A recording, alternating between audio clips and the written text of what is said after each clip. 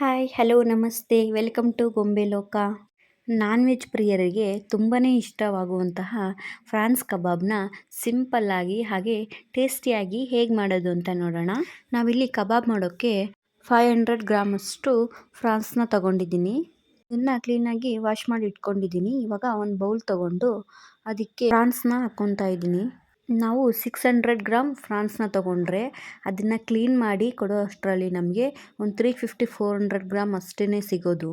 ಇವಾಗ ಇದಕ್ಕೆ ಶುಂಠಿ ಬೆಳ್ಳುಳ್ಳಿ ಪೇಸ್ಟ್ ಹಾಗೆ ಸ್ವಲ್ಪ ಗರಂ ಮಸಾಲ ಹಾಗೆ 1 ಸ್ಪೂನ್ ಧನಿಯಾ ಪೌಡರ್ ಕೂಡ ಹಾಕ್ಕೊತಾ ಇದ್ದೀನಿ. ಹಾಗೆ ಖಾರಕ್ಕೆ ಅನುಗುಣವಾಗಿ 1 ಸ್ಪೂನು ಅಚ್ಚ ಖಾರದ ಪುಡಿನ ಹಾಕ್ಕೊತಾ ಇದ್ದೀನಿ. ಖಾರ ಜಾಸ್ತಿ ಬೇಕು ಅಂದರೂ ಜಾಸ್ತಿ ಹಾಕ್ಕೋಬೋದು. ನಾವು ಖಾರ ಸ್ವಲ್ಪ ಜಾಸ್ತಿನೇ ಹಾಕ್ಕೊತಾ ಇದ್ದೀನಿ. ಇವಾಗ ಇದಕ್ಕೆ 2 ಸ್ಪೂನು ಅಕ್ಕಿ ಹಿಟ್ಟನ್ನು ಸೇರಿಸ್ಕೊತಾ ಇದ್ದೀನಿ. ಅಕ್ಕಿ ಹಿಟ್ಟು ಸೇರಿಸೋದ್ರಿಂದ ಕಬಾಬು ಕ್ರಿಸ್ಪಿಯಾಗಿ ಬರುತ್ತೆ. ಹಾಗೆ ಇದಕ್ಕೆ ಒಂದು ಮೊಟ್ಟೆನ ಹಾಕ್ಕೊತಾ ಇದ್ದೀನಿ. ಮೊಟ್ಟೆನ ಹಾಕ್ಕೊಳೋದ್ರಿಂದ ನಮಗೆ ಎಣ್ಣೆಯಲ್ಲಿ ಹಾಕಿದಾಗ ಕೋಟಿಂಗ್ ಬಿಟ್ಕೊಳಲ್ಲ.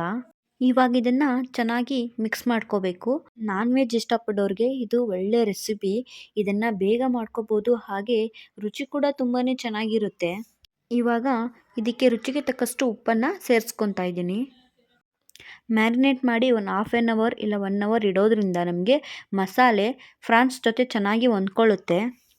ನಾನು ಇದನ್ನ 1 ಅವರು ಫ್ರಿಜ್ಜಲ್ಲಿ ಇಟ್ಟಿದ್ದೆ. ಇವಾಗ ಒಂದು ಕಡಾಯಿನ ಇಟ್ಕೊಂಡು ಅದಕ್ಕೆ ಸ್ವಲ್ಪ ಎಣ್ಣೆ ಹಾಕ್ಕೊಂಡು ಇದಕ್ಕೆ ಮ್ಯಾರಿನೇಟ್ ಮಾಡಿ ಇಟ್ಕೊಂಡಂತಹ ಫ್ರಾನ್ಸ್ನ ಹಾಕೋಬೇಕು. ಇವಾಗ ಎಣ್ಣೆ ಕಾದಿದೆ. ಇವಾಗ ಒಂದೊಂದೇ ಫ್ರಾನ್ಸ್ನ ಹಾಕ್ಕೊತಾ ಇದ್ದೀನಿ. ಉರಿನ ಲೋ ಫ್ಲೇಮಲ್ಲಿ ಇಟ್ಕೋಬೇಕು. ಮೀಡಿಯಮ್ ಅಥವಾ ಹೈ ಫ್ಲೇಮಲ್ಲಿ ನಾವು ಇಟ್ಕೋಬಾರ್ದು. ಫ್ರಾನ್ಸ್ ಬೇಯೋಕ್ಕೆ ಜಾಸ್ತಿ ಸಮಯ ತಗೊಳ್ಳಲ್ಲ. ಹಾಗಾಗಿ ಇದನ್ನು ಒಂದು 5 ಮಿನಿಟ್ಸ್ ನಾವು ಫ್ರೈ ಮಾಡಿಕೊಂಡ್ರೆ ಸಾಕು. ನೋಡ್ತಿರ್ಬೋದು ಇಲ್ಲಿ ಕೋಟಿಂಗ್ ಎಲ್ಲೂ ಕೂಡ ಬಿಟ್ಕೊಂಡಿಲ್ಲ. ಫ್ರಾನ್ಸ್ ಇವಾಗ 2 ಸೈಡು ಚೆನ್ನಾಗಿ ಫ್ರೈ ಆಗಿದೆ. ನೋಡಿದ್ರಲ್ವಾ ಫ್ರಾನ್ಸ್ ಕಬಾಬ್ನ ಸಿಂಪಲ್ಲಾಗಿ ಹಾಗೆ ಎಷ್ಟು ಬೇಗ ಮಾಡ್ಕೊಂಬಿಡ್ಬೋದು ಅಂತ. ಇದನ್ನು ಒಂದು ಪ್ಲೇಟಿಗೆ ಹಾಕ್ಕೊತಾ ಇದ್ದೀನಿ. ಇದರ ರುಚಿ ಮಾತ್ರ ತುಂಬಾ ಚೆನ್ನಾಗಿರುತ್ತೆ ಹಾಗೆ ಸುಲಭವಾಗಿ ಮಾಡ್ಕೋಬೋದು.